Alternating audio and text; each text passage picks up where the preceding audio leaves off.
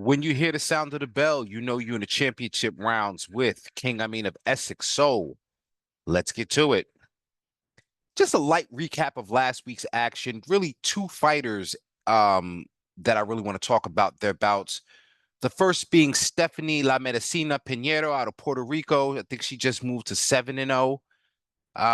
She had a good win over a credible opponent, a tougher win than she probably anticipated, and a win that lets me know, and I've said it before, she ain't ready for Sandy Ryan. Although I could see how um her footwork and her being a southpaw and working off of the jab and kind of counter type, I could see how because that's a style similar to Natasha Jonas, by the way.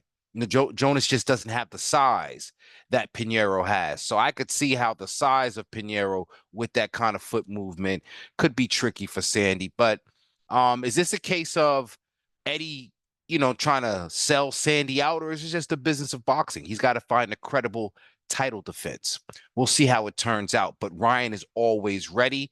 I don't know what's next for Pineiro, but she's definitely going to need another bout at welterweight sometime in the near future. All right. Outside of Puerto Rico, too. All right. That's the real test. Speaking of tests, Cris Cyborg. We know she's a world-class Hall of Fame MMA fighter. And I just had to ask myself, because she won last weekend or over the weekend, and she claimed, as she puts it, and it's a fair claim. She's in her 4-0 fights, she's 3 knockouts. She's fighting at 154. 154, by the way. She's insisting that she has more knockouts already than Shields, Clarissa Shields, that is, which may or may not be true. And the only reason why I'm bringing this up, I got to bring it up because when we talk about or we think about, there's a lot of talk about Clarissa Shields and her fight against Vanessa LePage. After that, what is next? And I'm thinking that Cris Cyborg, if we're not going to go down the road of Bumgarner and maybe we don't have the PFL MMA bout built up between Shields and Marshall yet, at 154, give Cyborg a shot. There's bad blood. But what I find is that Clarissa Shields, if she don't rock with you, she's not giving you the opportunity to get no bread with her. So maybe Cyborg might miss out. But that's about, we've been wondering about crossover bouts and big time women's bouts, attractions, if you will. That's about that I think has to be revisited. We got to reheat that one up and start to talk about that. Because I know the obvious, Clarissa Shields is not going to see Cris Cyborg in the cage. I can guarantee you, if Shields does that, I'd be pleasantly friggin' surprised. So that's why all credit to Cyborg, a grand champion. She's like, she's had every title in every major MMA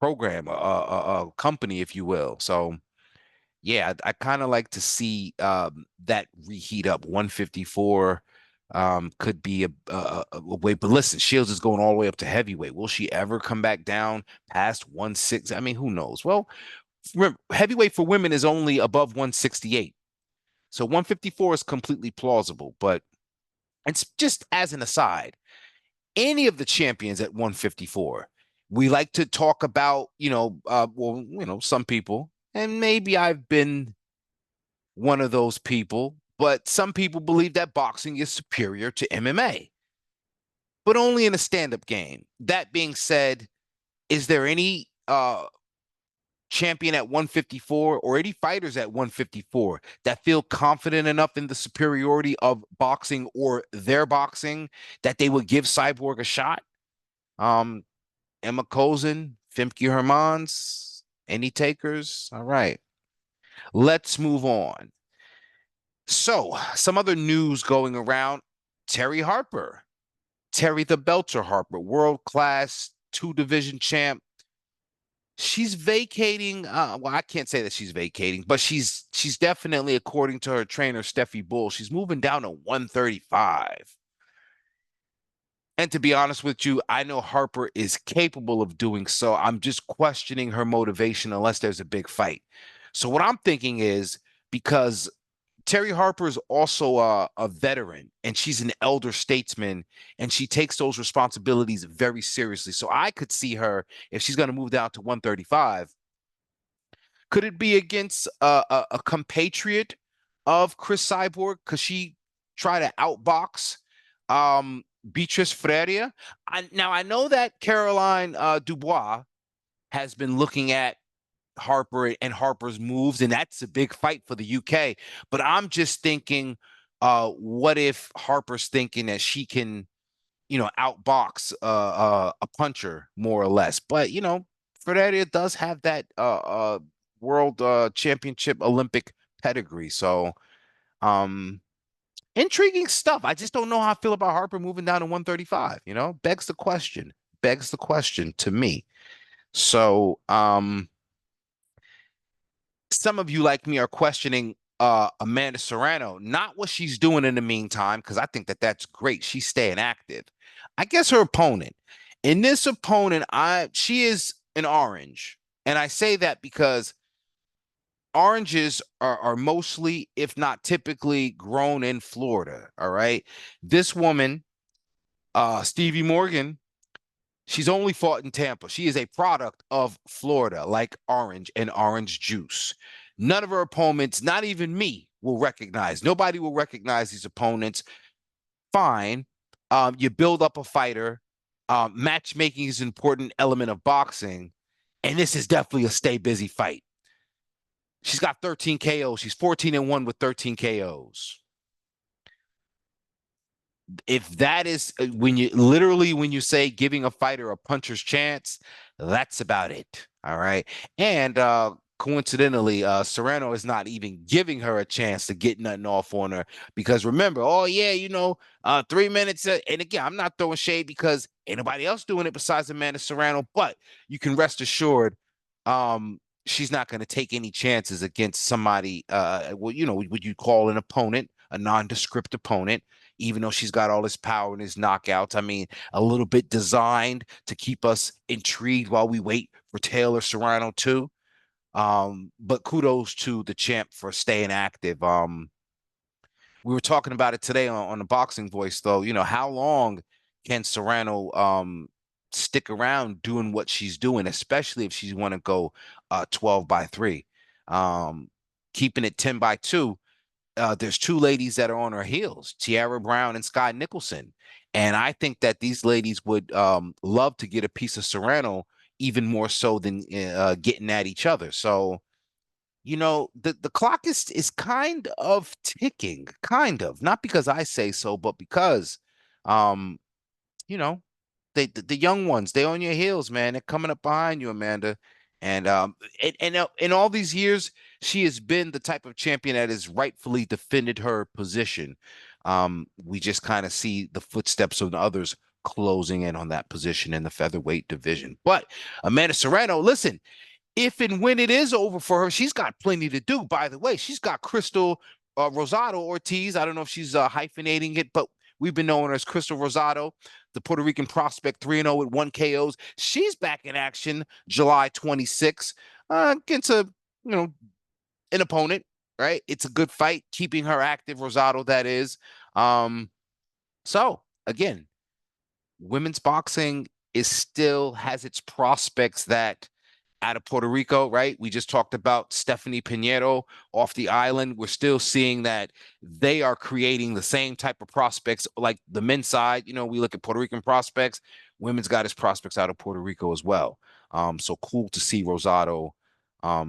It's still very early in the game, but getting the visibility that'll keep us watching. And again, Serrano can only continue to carry her, but so far, like, you can't just stick her on every Serrano undercard. So she is definitely going to have to develop her own following. She's going to need the whole island behind her and everybody else that is into this thing of ours. So pay attention to what she's doing.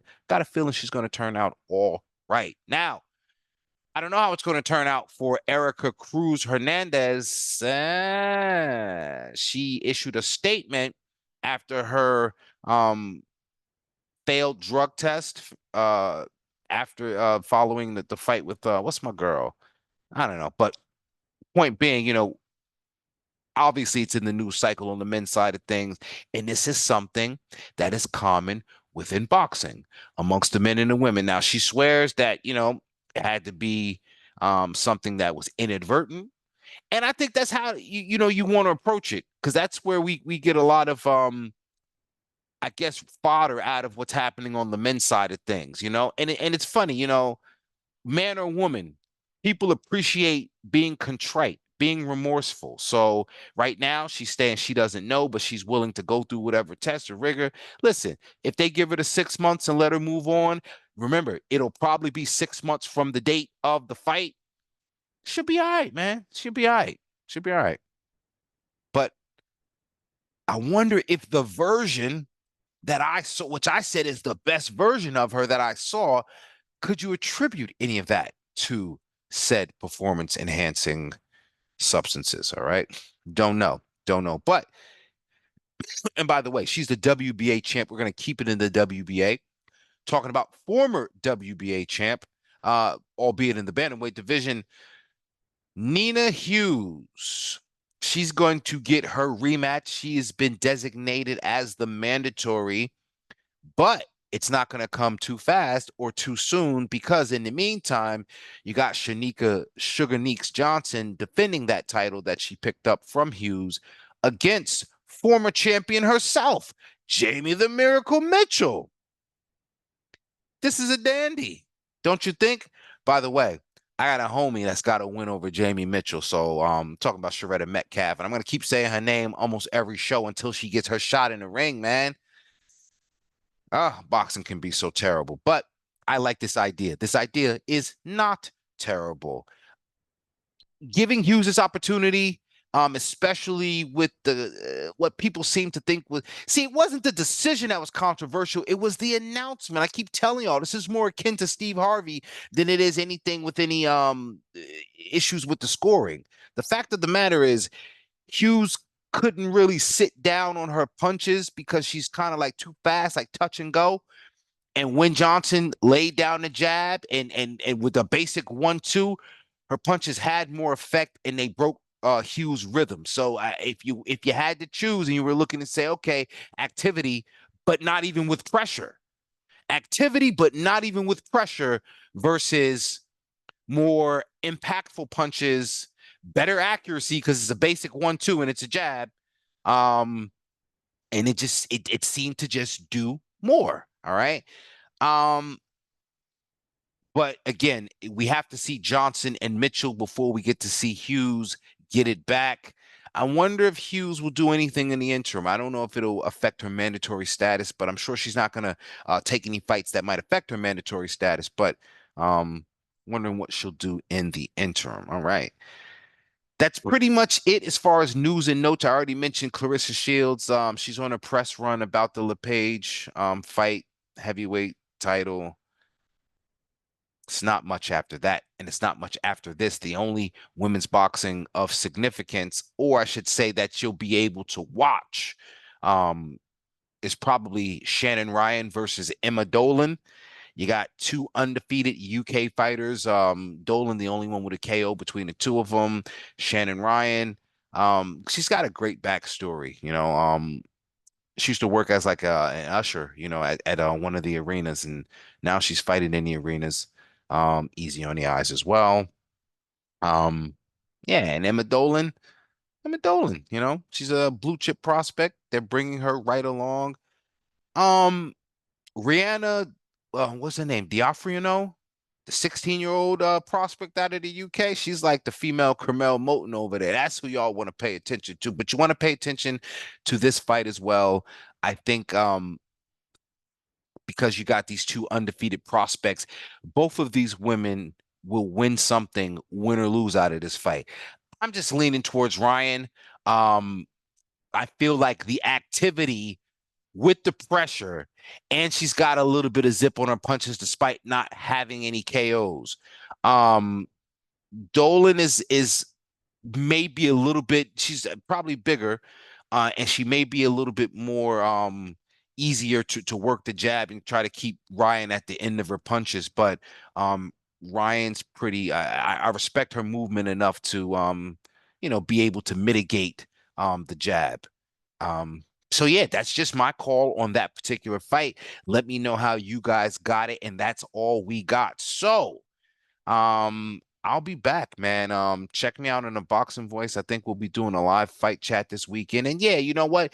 I didn't quite make it to Women's Boxing Wednesday, so how about Female Fighter Friday? It's just supplemental, but what we cannot do is start missing the mark. So I'll be back on time next Wednesday, but please enjoy this one throughout the weekend because we do got limited action altogether. So this is some great content for you to enjoy. Also, check me out over at Drunk Sports Talk with my guy Cash. We was just on there with what's my man? Fred, Fred from Barbershop, something or other. Man, I'm bad with this shit, but I'm good with this women's boxing. I'm out.